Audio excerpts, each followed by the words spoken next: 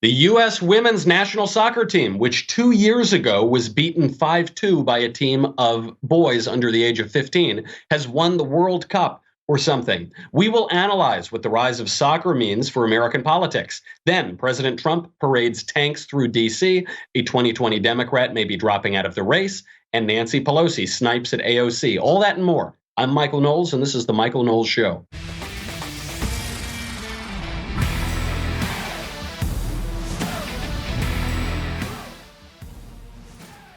So much to get to today. The world of sports has been rocked by the women's national team and Megan Rapinoe. But as you know, listen, I am employed by the Daily Wire. My show is hosted on the Daily Wire. When we want to get to great sports coverage, we have to turn to our sister network, Daily Wire 2, and our Daily Wire 2 sports correspondent, Jeremy, the verified God King Boring. Yowza, Michael, now with verified. Bold but not old. Enormous news, Michael, from the world of sports ball. As for the second time in a row, America has proven conclusively that our team is greater than all of the women's soccer teams in the world. And by our team, I mean the FC Dallas Under-15 Boys Academy, a squad of 15-year-old and younger lads not quite athletic enough to play football or baseball or even basketball, but who are nevertheless better than the America's national women's team, who in turn is better than all the other women's national teams from all the other nations who let women play sports ball.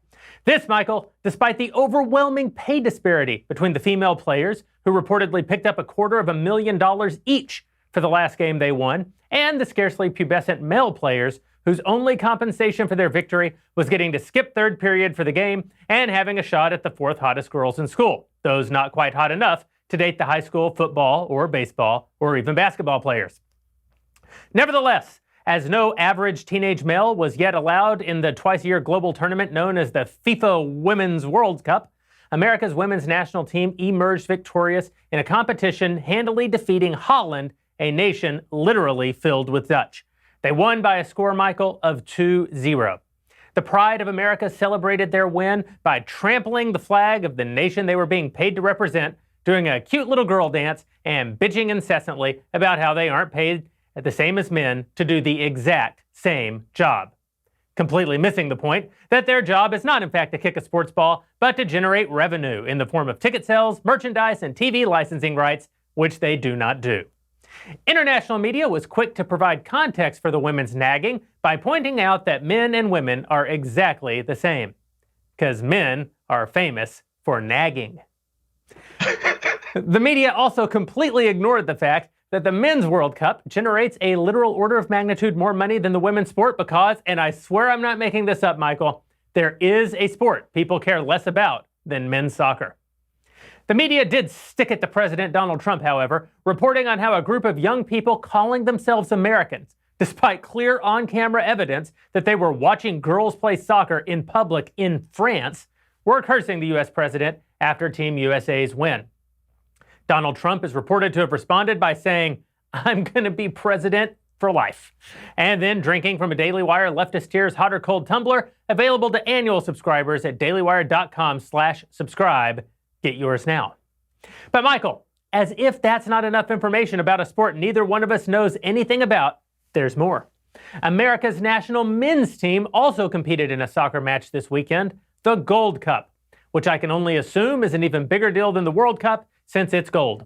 They lost, however, to America's southern neighbor, Mexico, proving yet again that this is a pathetic non-sport game of chance that in no way represents national greatness, and that we should in fact build the wall on our southern border immediately to keep our male soccer players in this country where they can't humiliate us abroad by losing a child's game to a near third world narco state. Build the wall, Michael. Build the wall. Build the wall. Yowza! Jeremy, wasn't the Gold Cup played in Chicago?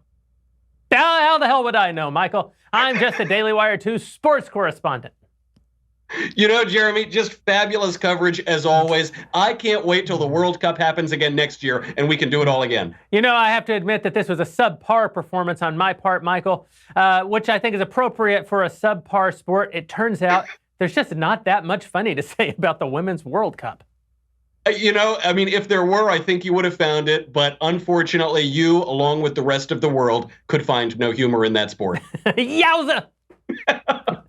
Great coverage as always from Jeremy, the now verified God King Boring. Now I know that Jeremy actually is Jeremy. I know. Listen, I read my tweets. I get the email. I know that some conservatives like soccer, but you shouldn't.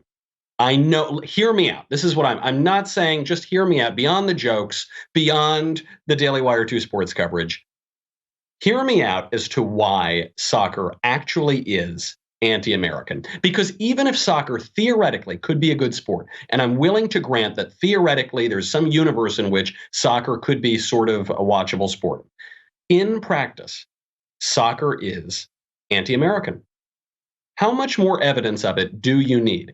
Just from this last version of it, this last run through the Women's World Cup, the captain of the American women's team repeatedly, consistently disrespected the flag. Then one of the players, Allie Long, dropped the flag on the ground so that she could dance around and mug for the cameras. Then a bunch of American soccer fans started chanting F Trump after the victory on Fox News. Here they are.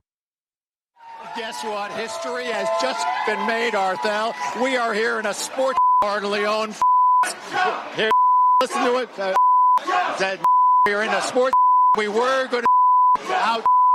We were looking at green with the tank there, but in that game canceled by the officials because they were worried about security measures. So the American fans here, they came in from that location over to the sports bar, and it's been a great, crazy time here watching history being made. That's how the Americans were celebrating their national team's victory abroad. And regardless of your political party, regardless of what sports you like, you wouldn't see that kind of thing in baseball or football or basketball. But that's not all they said. We'll get to what they said in a second. We'll get to the key difference between soccer and other sports. But first, let me tell you about one of the coolest products I've ever seen. This is paintyourlife.com. If you want to give a truly meaningful gift, you've got to try paintyourlife.com. So I saw this sponsor, and I said, that looks pretty cool, but I'm a little skeptical of it in practice. The idea is if you have a photo of yourself, your kids, your dog, a nice place that you like to go, you send the photo in and you can pick out which painter you want, which artist you want on their website, and you will get a full original hand-painted painting. An oil painting is what I got from paintyourlife.com. And I just was skeptical because I thought, how good can the painting be? There's no way you just send in this photo and in a couple weeks you get this painting back. There's no way it's going to be any good. I am here to tell you, I sent in a pretty complex painting of my stepbrother and my stepsister-in-law on their wedding day, and it was in Grand Central, so it's kind of a difficult place to paint. When this thing came back, I could not believe what a beautiful work of art it is, and for a price that is shocking. It is shocking how inexpensive it is to get a beautiful handcrafted work of art from any picture that you want to have painted. I am now using this service repeatedly already for Christmas presents. I just love this thing. It's unbelievable. It is the perfect gift for birthdays and anniversaries. I mean, I always struggle to pick out gifts for someone. You get the new tech gadget. Oh, you get the new whatever.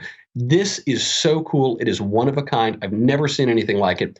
Get yours now, especially if you like the artist. I mean, I love the artist who did the last one I did, so I'm just going to keep hiring that person again and again. There is no risk. You are working with this artist all along the way. They send you proofs. If you don't love the final painting, your money is refunded.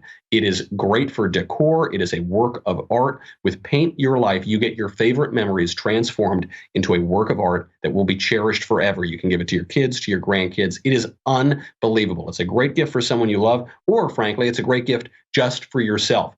Right now, as a limited time offer, you can get 30% off your painting. You are not going to get that anywhere else. 30% off and free shipping. I cannot possibly speak highly enough of this product. It is just incredible. And if you're one of my relatives or close friends, you're going to get one at Christmas probably. To get this special offer, text Knowles right now to 484848. That is Knowles, Knowles, to 484848. KNOWLES to 484848. Message and data rates may apply.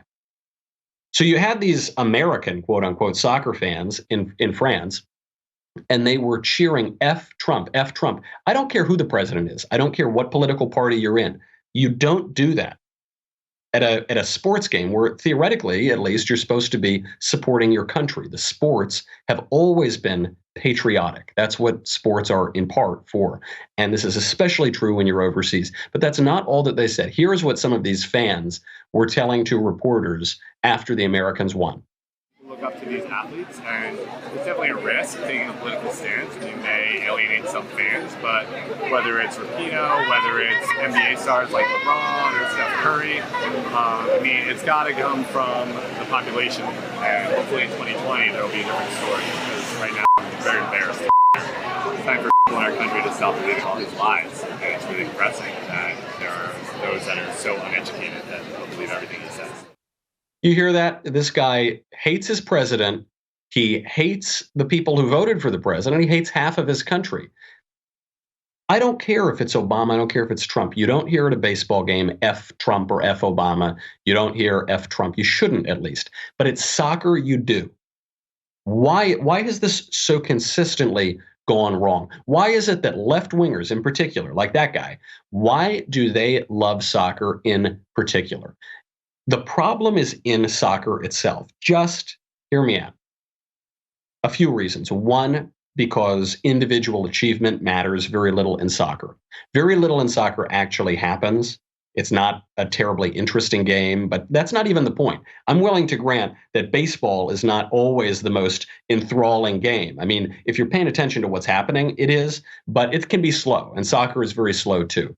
But at least in baseball, there are breakout performances. Individual achievement is paramount. In soccer, there are very few breakout performances. There are very few goals. Very often, soccer games will end in ties. For people who don't like to see individual achievement, for people who want us all to be in it together and not to make anyone special and know everyone gets a participation trophy, soccer is much more welcoming to that point of view. Why else does the left like soccer so much? Because soccer is foreign. Now, this is largely why the left loves it, because it's a favorite sport of people who study abroad and then they come home with a fake accent. It's a favorite sport of people who, when they're overseas, they say, I'm embarrassed to be American, like that guy. They say, oh, I'm from New York. I'm from DC. I'm from LA, but I'm not American. Oof. They really like soccer. And this was true. It's less true now, but it was certainly true 5 or 10 years ago. They love soccer precisely because it's not American, because it's a foreign sport that we've slowly adopted in recent years. And that's one thing they really like about it. But even beyond it being foreign of origin, I mean, there's plenty of foreign origin things that we like and we make American. The reason the left loves soccer is because it's about internationalism. It's a sport that anybody can play. I mean, in the technical aspects of the sport, it's pretty lowest common denominator. You need a ball and you need 2 goals, and that's it. You need a dirt patch or a grass patch or an open field. Everyone can play it. This is why it's an internationally popular game. And beyond that, the highest expression of soccer is not the individual game between New York and Boston or between American cities or American states.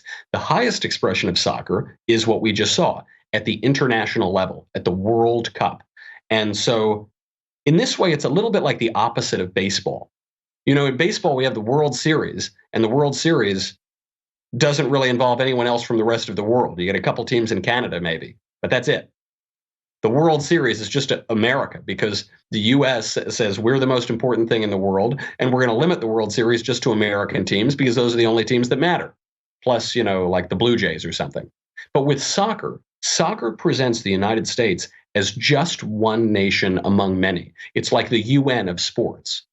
The UN is a ridiculous concept. It's the concept that all nations get a seat at the table and we're all basically equal. But that's never been true in the history of the world. Not all nations are equal. Not all nations are equally important. Not all nations are equally just. The United States is the leader of the world. That's how our sports portray us traditionally. But the left loves soccer because soccer is an equalizing sport. Sure, there's Spain, there's Kenya, There's some country I've never heard of, and there's the United States, and we're all basically equal. The baseball version is right. The United States is not just one nation among many. We are essentially different from every other nation. Our unique founding, our unique history, our unique development makes us incomparable. We are actually a different nation. This is what American exceptionalism is. It's not just American chauvinism. It's not just saying we're the best all the time. Sometimes it says that, but that's not exclusively what it is. What American exceptionalism is it means that America is exceptional. It's an exception to the rule of nations. Now, I understand that many people, many conservatives even, played soccer as a kid. Maybe they played soccer in college or something. I don't mean this as a personal attack on you. I did plenty of things in college that I'm not proud of. All right, maybe we'll do an episode on that one day. Maybe not. It's a family program. But you should not let your nostalgia for playing something as a kid or your feelings for it get in the way of the facts about this sport. Because one of the biggest issues, I mean, maybe this is what it really gets down to, is that soccer, as far as sports go, is soft and simple. It's certainly softer and it's certainly simpler than other sports, both mentally and physically. And a nation's sports reflect that nation. We've been talking now for a couple of weeks about how sports are patriotic activities. This has been true since ancient Greece. The nation's games reflect something about the nation. And this is the fear. I actually think I have some objectivity on this because I don't care about sports at all. I don't have a personal dog in this fight. I like baseball well enough. You know, I'm a Yankee fan. But I don't watch every game of the season. I mean, if I'm in the cigar bar and the game is on, I'll watch it. I'll watch the postseason or when games start to really matter. But even that, I'm not totally enthralled with. And I think my disinterest in sports actually gives me some objectivity here and some perspective, more than if someone is a diehard fan of some team or some sport. I think that sometimes skews their perspective. Just consider, historically speaking, which sports have been the most popular in the U.S. and what eras those sports were popular in, what those eras looked like for the country. Look at boxing. Boxing is mentally and physically exhausting. Boxing may be the noblest sport. It is really a beautiful sport to watch. It is fully human. It is really gritty. I mean, it's just the extreme of mental strategy and agility and, of course, physical endurance. When was boxing popular in the United States?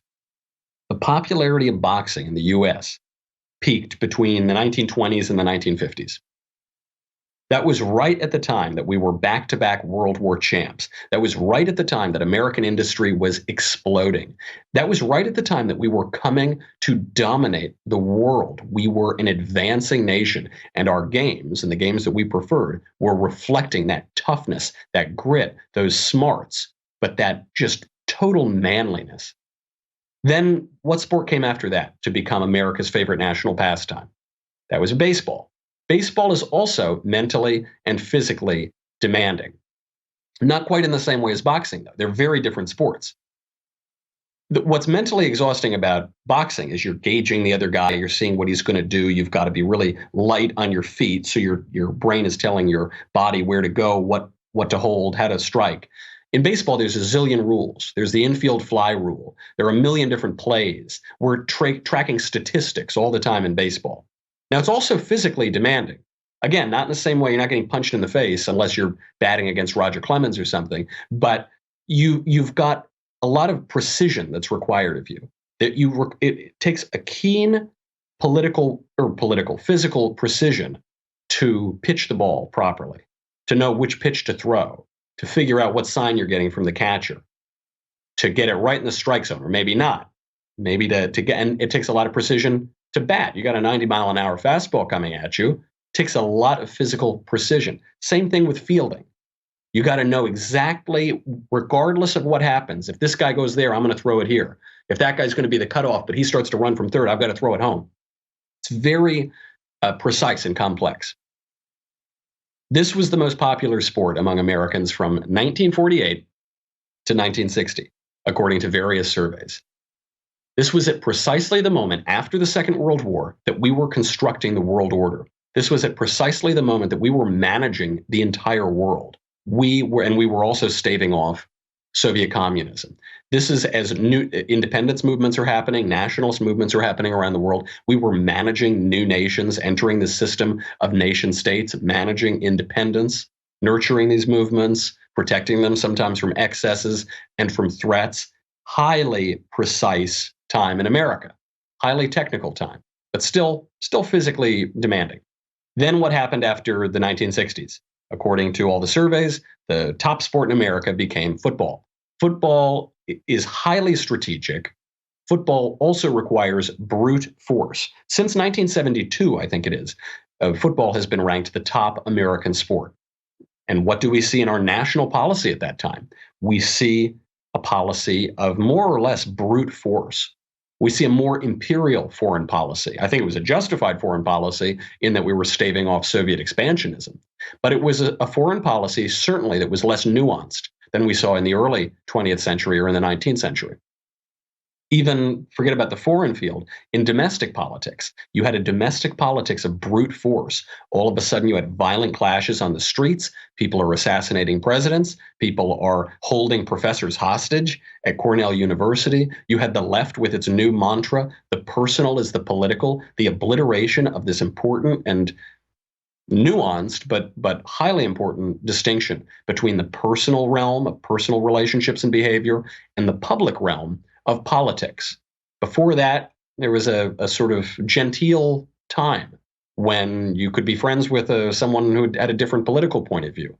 Ever since the 60s and 70s, that has become less and less popular because the left has embraced that idea that the political is personal and political differences have to lead to personal differences. That's the era of identity politics. That's the era of a less reasoned politics. Now we have soccer on the rise. What does that say about the country?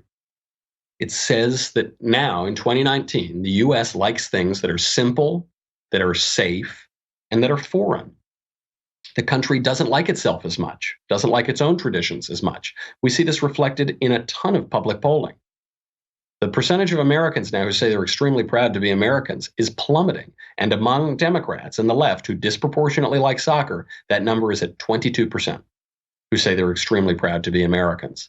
They don't like it. We had the last Democrat president, Barack Obama. He didn't say, I want America to live up to her ideals. That's not how he launched his campaign. In 2008, he said, I want to fundamentally transform America. He liked things that are different than the American tradition. You got to obliterate some of the American traditions in order to fundamentally transform it. That is not a good sign. And it actually has very little to do whether you personally like soccer or you grew up playing soccer. And I'm not sure really that you can change very much of it. I mean, people are going to like whatever sport they're going to like, but it does reflect something about the country. I mean, now there are a lot of people who don't even want to look at boxing. There are a lot of people who say it's barbaric. It's too awful to people's heads or something. Even football, we need to put more padding on them. Even baseball, we need to change baseball. We need to add the instant replay. We need to change aspects of the game. That tells you something about where we are. Now, what's interesting at this moment is at the same time that you have the rise of soccer, you also have the rise of UFC, which is brutal, right? I mean, that's boxing without any of the rules. It's a much more brute force activity. I think what that shows you is when you've got two very different sports, both on the rise at the same time, you're seeing a polarization of the country. And this is reflected in our politics. It's reflected in electoral patterns and public opinion surveys. The conservatives are getting more conservative. The leftists are getting more left-wing. And the nation is coming apart. And when a nation doesn't have a shared sports, when we can't all share together in our sports, that too reflects something about the nation, which is that we don't have very much that we can share at all. When you've got the captain of the American national team, the women's soccer team, who's supposed to be representing the nation on a foreign field, when you have her viciously criticizing the American president, and worse than that, protesting the American flag, the symbol of the country itself, you've lost something. If you can't even agree that you like the country, we don't have very much in common anymore. That's a great fear, and this is actually why conservatives hate soccer. I know that some conservatives might like soccer, but it's because I think they like it in a personal way. I don't think any conservatives like soccer ideologically, but that's why sometimes it requires someone who doesn't care for sports generally to look in and say, what do the sports tell us about the country? This is not a good sign.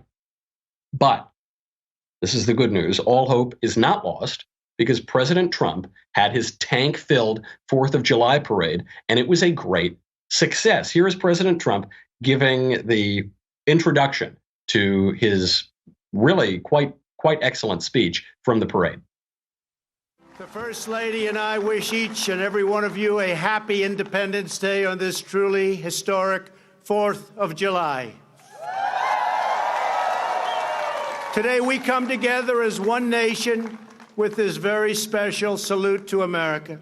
We celebrate our history, our people, and the heroes who proudly defend our flag, the brave men and women of the United States military, the Army, Navy, Air Force, Coast Guard, Marines, and very soon, the Space Force.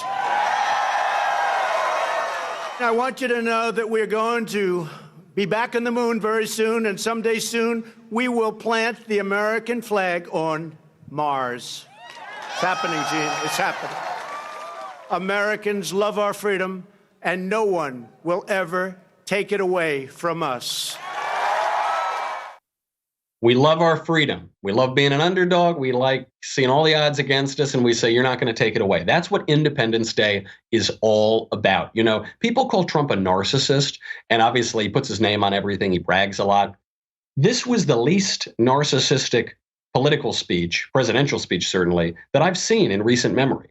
This speech was actually all about America, about what makes America America, about how to make America great again.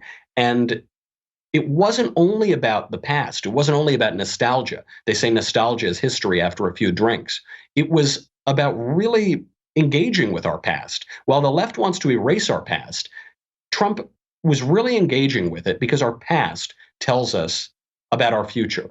The way that we understand our past, the way that we relate to our past, is going to tell us how we're going to move our country into the future. He gets to that, and with a great show of strength, which we'll get to in a second. But first, I've got to say goodbye to Facebook and YouTube. And really, really awful news coming out of the Democratic 2020 primary.